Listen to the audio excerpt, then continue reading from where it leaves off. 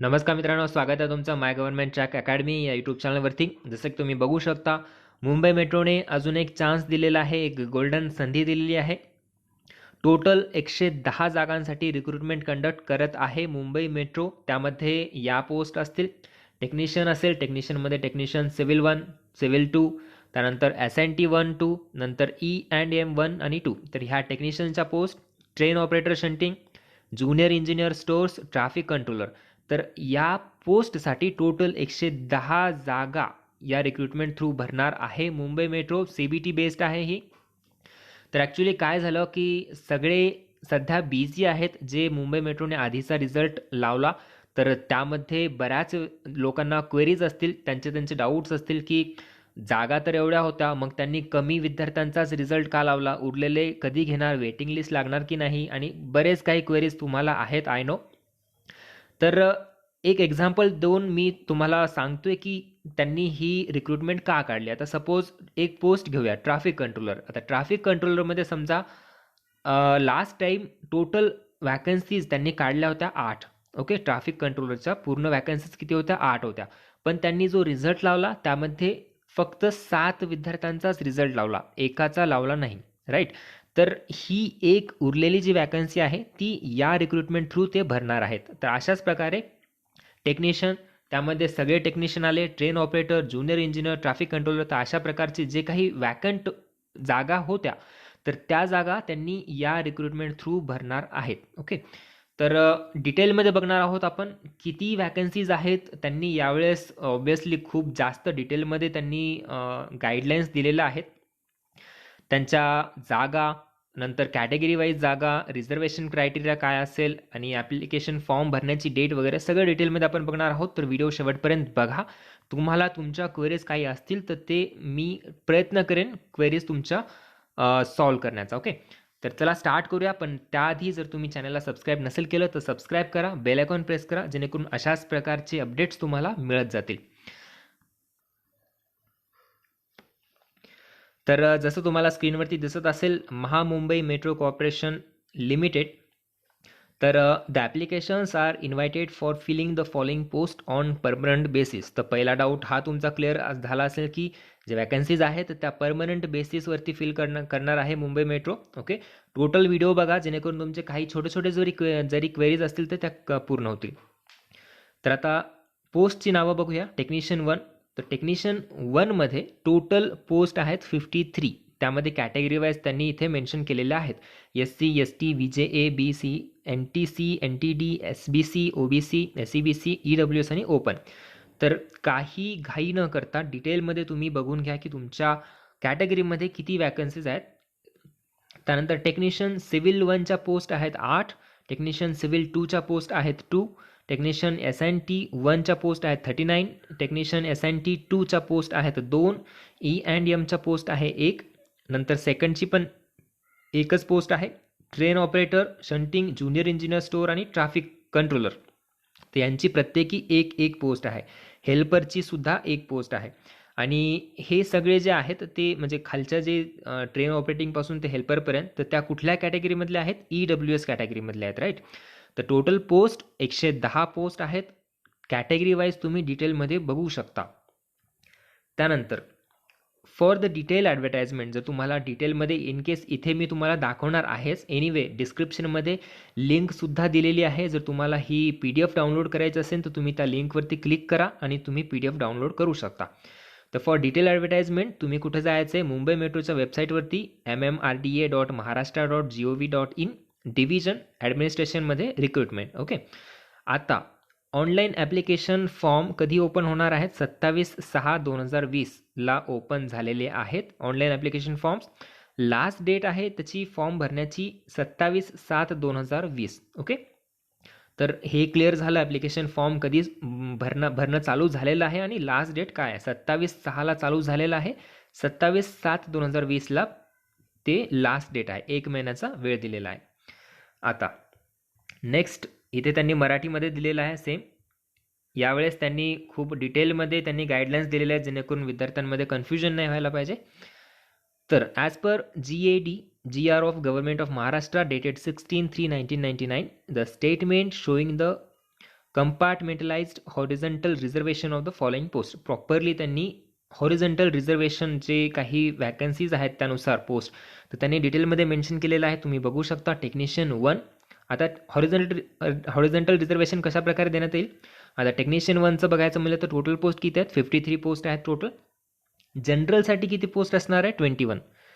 Women रिझर्वेशनसाठी असणार आहे 17. मग तुम्ही कॅटेगरी वाईज बघू शकता. ओके.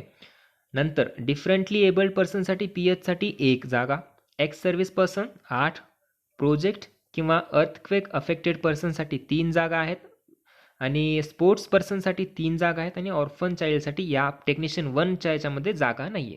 तर अशा प्रकारे प्रॉपरली एकदम रिझर्वेशन क्रायटेरियासुद्धा त्यांनी डिवाईड करून कॅटेगरी वाईज तुम्हाला डिटेलमध्ये वॅकन्सीचा चार्ट त्यांनी दिलेला आहे, तुम्ही बघू शकता. तुम्हाला काही डाऊट असेल याबद्दल तर तुम्ही कमेंट बॉक्समध्ये विचारा, मी नक्कीच तुम्हाला म्हणजे ते डाऊट सॉल्व्ह करण्याचा प्रयत्न करेन.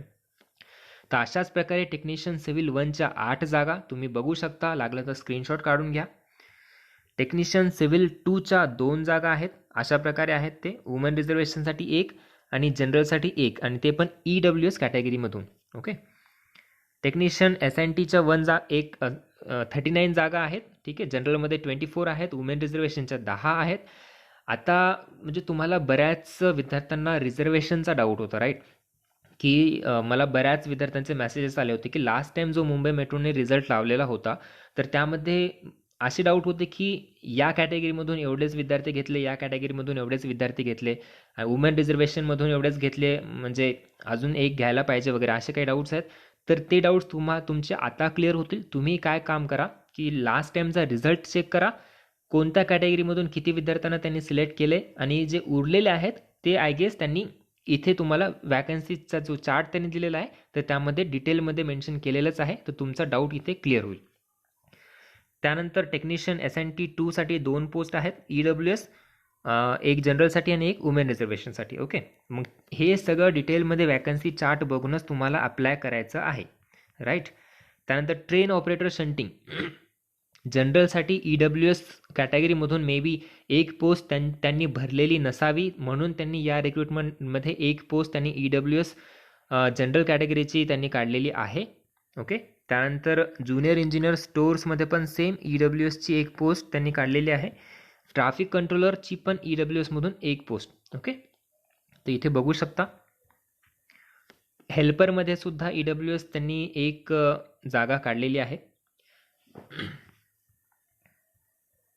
तर हा एक माझा अंदाज आहे, मी कन्फर्म नाही सांगत आहे की लास्ट टाइमचा जो रिझल्ट लावला त्याच्यामध्ये जे उरलेले विद्यार्थी होते तर ते या रिक्रुटमेंट थ्रू भरणार आहेत. ओके. हा माझा गेस आहे, कन्फर्म नाही सांगत आहे, मी सुद्धा अजून चेक केलेलं नाही.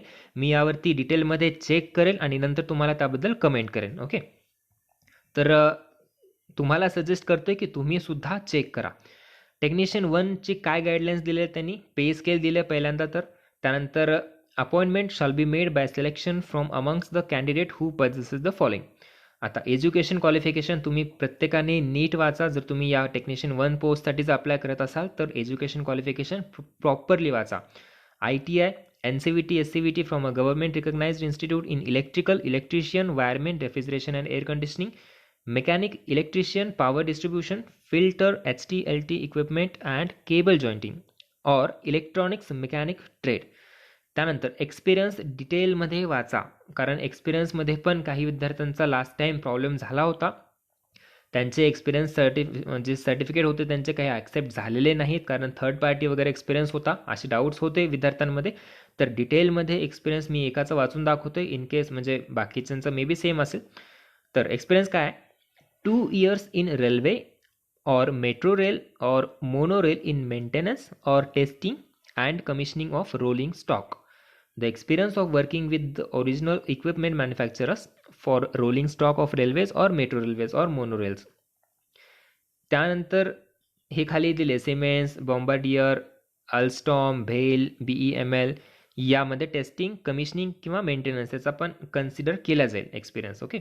The certificate of working for OEMs should clearly indicate the nature of experience covering testing and commissioning or maintenance.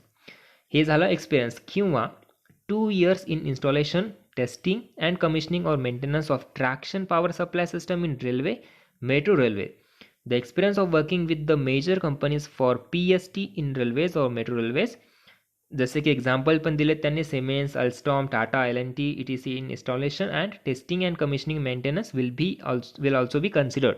हा पण एक्सपिरियन्स कन्सिडर केला जाईल. त्याच्यानंतर the certificate of working with the major companies should clearly indicate the nature of experience covering installation, testing and commissioning maintenance. Okay, maximum age limit दिले 40 वर्ष आणि medical standard B1. तर हा झाला टेक्निशियन 1चा. टेक्निशियन सिव्हिल 1चा पण experience तुम्ही डिटेलमध्ये वाचून घ्या, मी सजेस्ट करतोय. स्क्रीनशॉटसुद्धा घेऊ शकता तुम्ही. टेक्निशियन सिव्हिल 2मध्ये पण त्याने प्रॉपरली पे स्केल, अपॉइंटमेंट, एज्युकेशन, क्वालिफिकेशन, इथे एक्सपिरियन्स लागत नाही टेक्निशियन सिव्हिल 2ला. टेक्निशियन सिव्हिल 1ला एक्सपिरियन्स लागतो. ओके, त्यानंतर टेक्निशियन S&T मध्ये सुद्धा एक्सपिरियन्स लागतो. एज्युकेशन क्वालिफिकेशन बघून घ्या. आणि S&T 2ला एक्सपिरियन्स लागत नाही, एज्युकेशन क्वालिफिकेशन फक्त नीट बघून घ्या.